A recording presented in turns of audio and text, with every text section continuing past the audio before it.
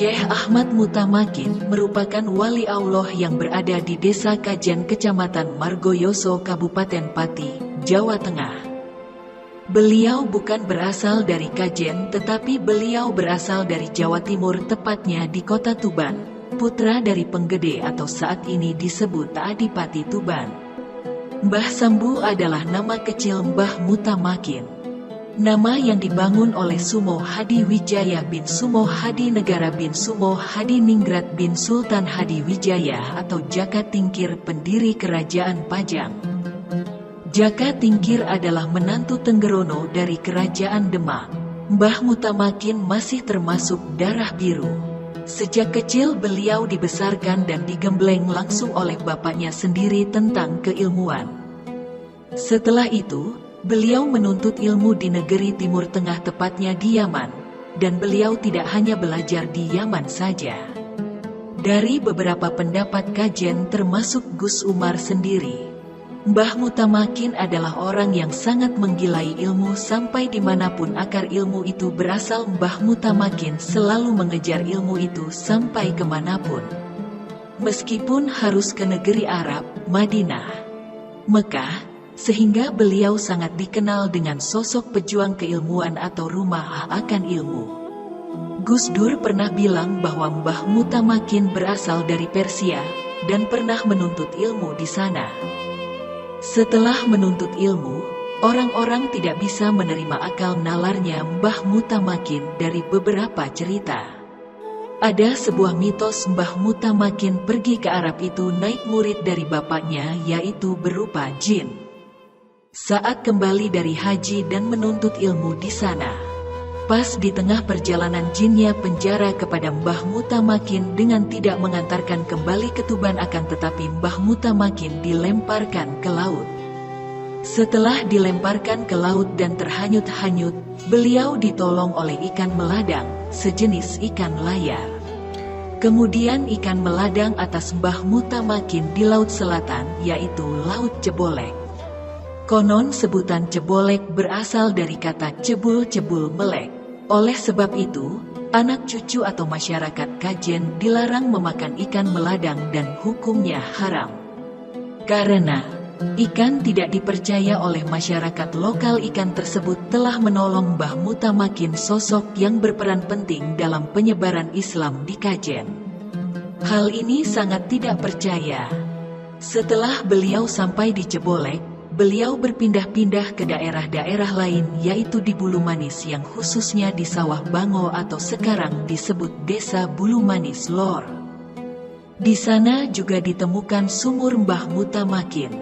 Jadi, sebelum Mbah Mutamakin ke Kajen, beliau ke Buluman terlebih dahulu. Setelah dari Bulumanis mengarah ke Cebolek bagian selatan yang bertepatan di Madrasah Aliyah Ianatut Tholibin Cebolek. Kemudian dari arah tersebut ke barat sampai pondoknya Ulil Absor Abdallah. Di situ beliau meninggalkan tempat wudunya yang sampai saat ini dapat membuktikan bahwa Mbah Mutamakin pernah tinggal di sana. Pada malam hari, setelah sholat Isya, beliau melihat sebuah cahaya dari barat yang menjulang arah bumi, menjulang ke langit. Ketika itu Mbah Mutamakin bertanya, "Ini cahaya apa?" Lalu beliau cahaya tersebut sampailah di Kajen. Dan ketika itu, beliau bertemu sama Mbah Surya Alam atau Mbah Syamsuddin atau yang disebut sebagai pawang atau dayangnya Desa Kajen. Ada pendapat bahwa cahaya itu pancaran dari Mbah Syamsuddin. Setelah Mbah Mutamakin menjumpai Mbah Syamsuddin menganggap bahwa Mbah Mutamakin adalah seorang ilmuwan yang memiliki ilmu yang tinggi, ulama besar. Lalu Mbah Syamsuddin mempersilahkan untuk masuk ke rumah. Singkat cerita, Mbah Mutamakin dinikahkan dengan putrinya yang bernama Nyai Hodimah. Akhirnya beliau menetaplah di Kajen dan beliau diberi tanggung jawab oleh Mbah Syamsuddin untuk melanjutkan perjuangan muri-muri agomo. Bersama Mbah Syamsuddin beliau mendirikan masjid dan padepokan yang sekarang bernama pesantren. Dan di sekeliling makam itu merupakan padepokannya Mbah Mutamakin. Yang awal mulanya tidak ada kesengajaan beliau datang ke Kajen yang ditakdirkan oleh Allah untuk datang di Kajen dan tinggal di Kajen. Mbah Mutamakin itu hidup sekitar pada abad 18 abad akhir tahun 1695 sampai 1700-an awal. Awal berdirinya Masjid Kajen tahun 1695. Pada abad ke-17 sampai ke-18 awal pada tahun-tahun 1695 sampai tahun 1725 itu saat Keraton Solo gempar Mbah Mutamakin sidang ke Solo yang saat itu Solo pecah menjadi Kolo dan Jogja pada saat itu Kajen sudah ada. Kalau tentang masyarakat Kajen sudah Islam atau belum ya bisa bilang dulu Mbah Syamsuddin yang namanya saja sudah Syamsuddin dari bahasa Arab, Islam, punya anak keluarga di sekitar sini itu sudah Islam. Tapi saya kira itu belum semuanya Islam. Tetapi masih berkepercayaan lokal dilihat dari pola dakwah Mbah Mutamakin. Menurut Kiai Haji Zaki Fuad Abdillah puternya Mbah Abdullah Salam, Mbah Mutamakin dakwahnya pakai wayang yang wayang itu wayang suket yang dulu di sini tidak ada tempat untuk wayang. Saat beliau dakwah orang-orang melihat beliau dakwah dan sambil menikmati khasnya itu adalah cerita Dewa Ruci, Bima Suci bagaimana orang-orang mencari kesejatian diri. Mbah Mutamakin itu sangat ahli tasawuf, fikih, ilmu balagah, ilmu sastra tapi beliau tetap sangat tawadu sekali. Bahkan beliau memilih jalur sunyi tetap berdakwah di Kajen dan tidak kembali ke Tuban. Padahal kalau beliau kembali ke Tuban bisa saja menjadi putra mahkota. Tetapi Allah berkehendak ditetapkan di Kajen ini sampai Kajen jadi pusat pengembangan agama Islam berkat jasa beliau. Dilihat dari situ memang Kajen sudah Islam karena ada Mbah Syamsuddin di situ memang masih ada pengaruh-pengaruh cerita-cerita Dewa Ruci yang diambil dari kisah-kisah kuno tetapi Mbah Mutamakin bisa menjadi intisari Islam yang bisa dikenalkan dengan budaya. Jalan dakwah Mbah Mutamakin itu secara kultural berbeda dengan para kiai yang mungkin beberapa pemikiran berbeda dengan Mbah Mutamakin. Ini syariatnya tidak boleh tetapi Mbah Mutamakin sangat fleksibel dan pendekatan-pendekatan secara budaya-budaya yaitu seperti dengan wayang bahkan pemberdayakan masyarakat beliau membuat mata air. Dan beliau ahli imigrasi, mengimigrasikan sawah-sawah Bulu Manis dan sekitarnya. Beliau juga berperan sebagai ahli sosial.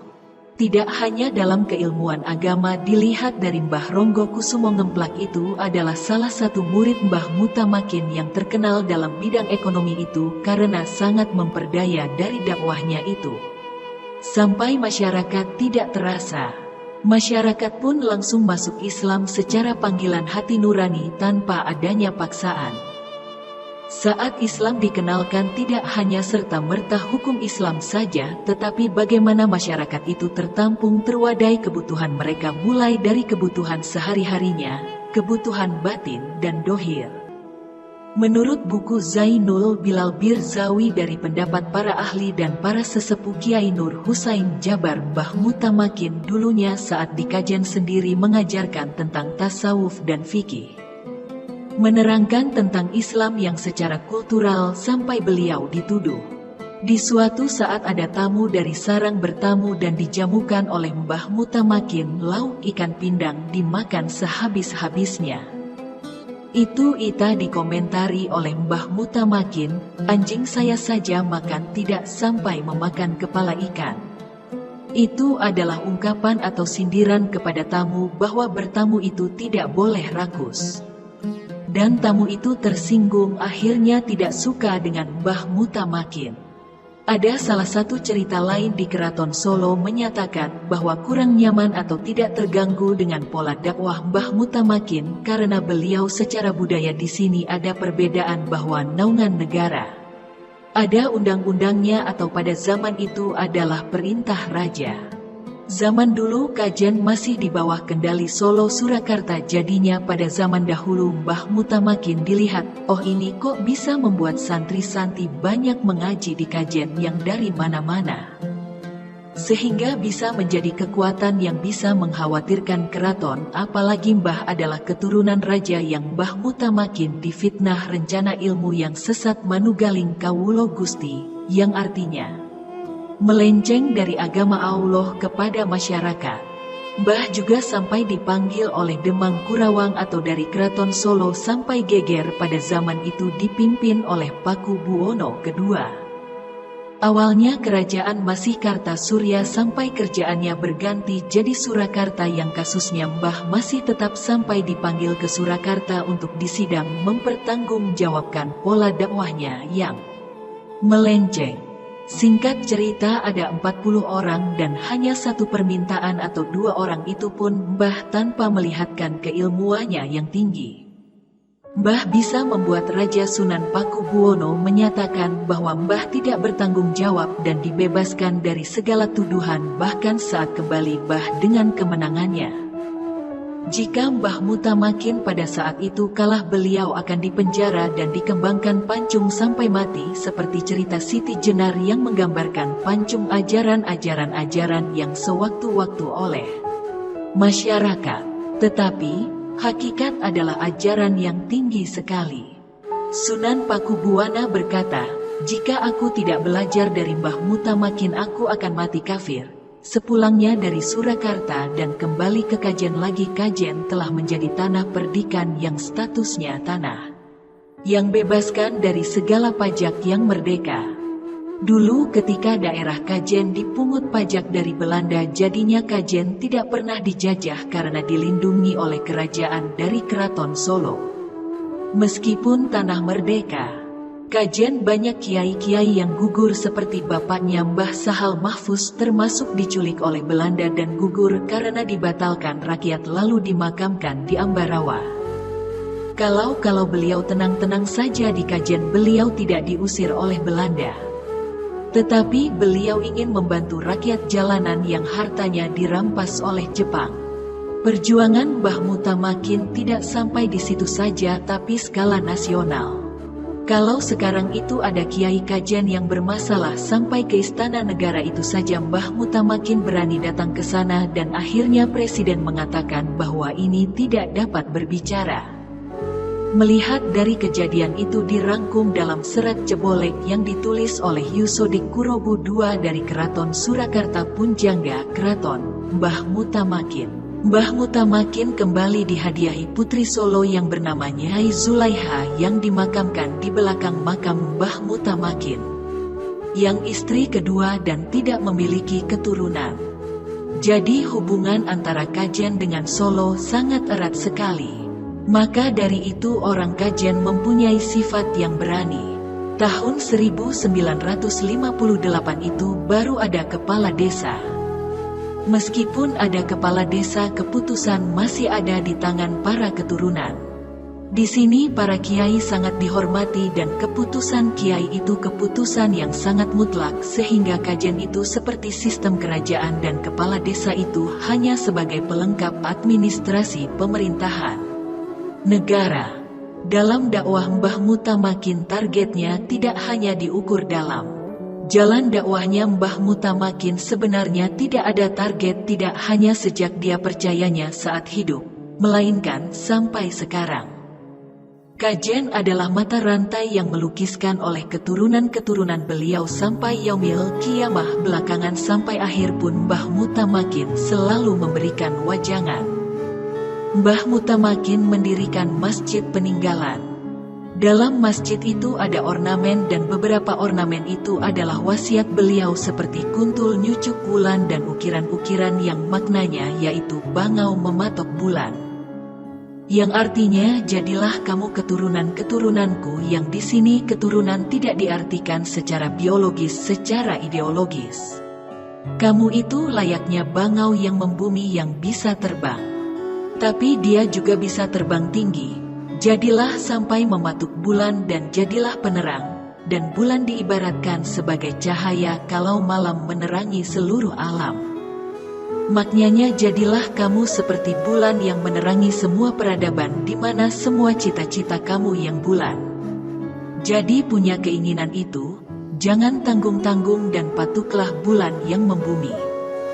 dan tidak ada ukurannya. Bahkan makam beliau pun didatangi banyak jahirin jahirat.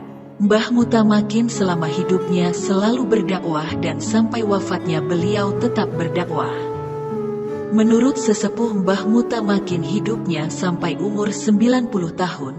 Dari itu beliau mempunyai 3 orang anak yaitu Mbah Bagus dan Mbah Hendro. Mbah Hendro melanjutkan dakwah bapaknya di Pati dan sekitarnya. Jadi Mbah Mutamakin itu tidak mempunyai batas waktu. Artinya dakwahnya harus berkelanjutan dan tidak ada ukuran. Dalam dakwah setiap zamannya ada tantangannya sendiri, ada batasan dan nada polanya dikendalikan. Maka dari itu keturunan beliau mendirikan pondok pesantren di Kajen. Yang belajar di sekitar 50 pondok di Kajen dan itu belum di sekitarnya tidak kurang dari 20.000 santri belajar di Kajen yang menuntut ilmu di madrasah Kajen seperti di Mataliul Falah, Salafiyah dan sekitar Kajen. Mereka belajar adalah tempat inspirasi atau pionir ulama yang berjuangan di jalan ilmu mengangkat harkat martabat derajat manusia. Wilayah Kajen itu sekitar 60 hektar. Tidak ada sawah dan ladang, betul-betul hanya perumahan. Bahkan, lapangan pun tidak ada yang isinya, hanya pondok saja. Tapi mereka kenapa malah desa Kajen didatangi banyak orang sampai puluhan ribu karena desa Kajen mempunyai banyak ilmu. Siapa orang yang beriman dan menuntut ilmu itu ditinggikan derajatnya oleh Allah Subhanahu wa Ta'ala. Itu adalah pesan dari Mbah Mutamakin. Mbah tidak mewariskan apa-apa tetapi meminta muridnya untuk menuntut ilmu kemana saja. Begitulah kurang lebihnya cerita Mbah Kiai Ahmad Mutamakin Kajen Margoyoso Pati. Terima kasih sudah menonton video ini. Jangan lupa subscribe agar dapat notifikasi video yang terbaru.